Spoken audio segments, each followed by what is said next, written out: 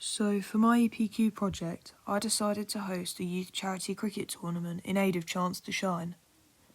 My first hurdle came when choosing what project I wanted to do, as I had so many different ideas and routes that I could have taken. During this process, I completed a personal audit to give me an idea as to what direction I wanted my project to take. This indicated to me that I wanted it to be something relating to sport, one of my passions. So I created a table with ideas relating to sport, cricket specifically, and followed this up with some further ideas.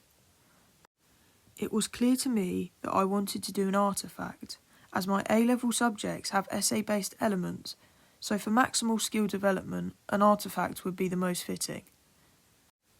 As a result of this, my best idea turned out to be a charity cricket event, and I did not know how this would turn out, so I took some time to create a mood board, allowing me to envisage my event, and create a skill wheel to help me identify some weaknesses, which could be improved upon during my project. Following on from this, I decided that I would make a smarter goal, allowing me to see the large end goals of my project and what I wanted to achieve. Time management was clearly an area of weakness, so I made an initial timeline which would help me to meet personal deadlines within my project. However, I quickly realised that this timeline was too basic and was not strict enough, so I made a clearer timeline which had set deadlines and colour-coordinated this to see which goals would need to be looked over or adapted at the end of my project. Looking back, I underestimated how long certain jobs may take, but by the end of the project I had adapted and taken this observation into consideration so that my project was completed on time.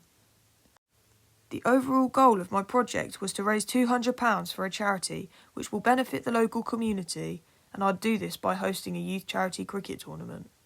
I tracked my progress using my diary to ensure that I wrote everything down that I had completed at the time of completion. This allowed me to see what I had already done and what problems I came across, and gave me a space to write about what I was going to do next time. In order to show my skill progression, I made a skill development table where I can showcase everything which I had learnt from this journey, especially public speaking, which ended up being a huge area for development, as I had initially underestimated how much public speaking would be required for the event to run smoothly. On to the actual project. I carried out lots of primary research which took the form of coaching children, which was the most helpful when looking back to get a feel of what hosting an event would be like for a particular age group, in my case under 11s. I discovered quickly that most would crave a sense of competition, which I would try to include within my tournament.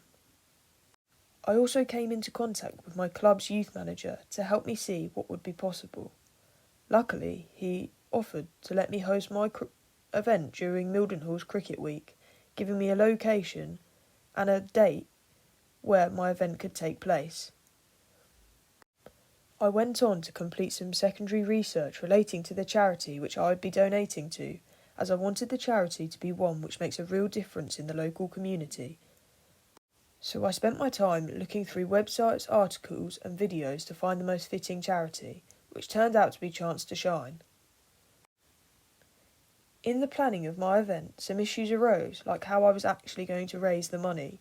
In the end, I decided that the best way to raise money was on a Just Giving page, which would be advertised at the tournament, as the tournament was free of charge for everyone who attended. Additionally, another problem arose where a team pulled out the night before the event took place. This left me one team short. However, I managed to ensure that the other teams would bring enough players so that a combined team could be put together, so we would still have enough teams for the day. Overall, the tournament was a success and allowed me to raise my £200 for Chance to Shine and put on an enjoyable day for 32 young individuals.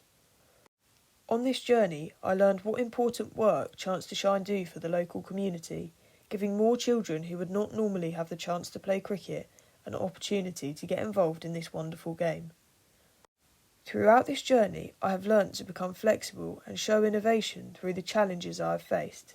It has also taught me how to be a better communicator and to have good organisational skills, which are skills I will carry to university and in later life.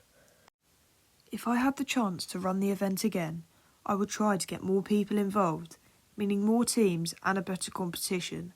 This would involve advertising the event, which would attract more people and more money, so more could be raised for Chance to Shine.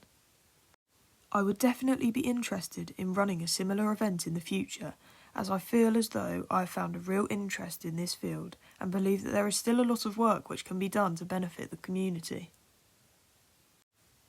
This was a summary of my EPQ work. Thank you for listening.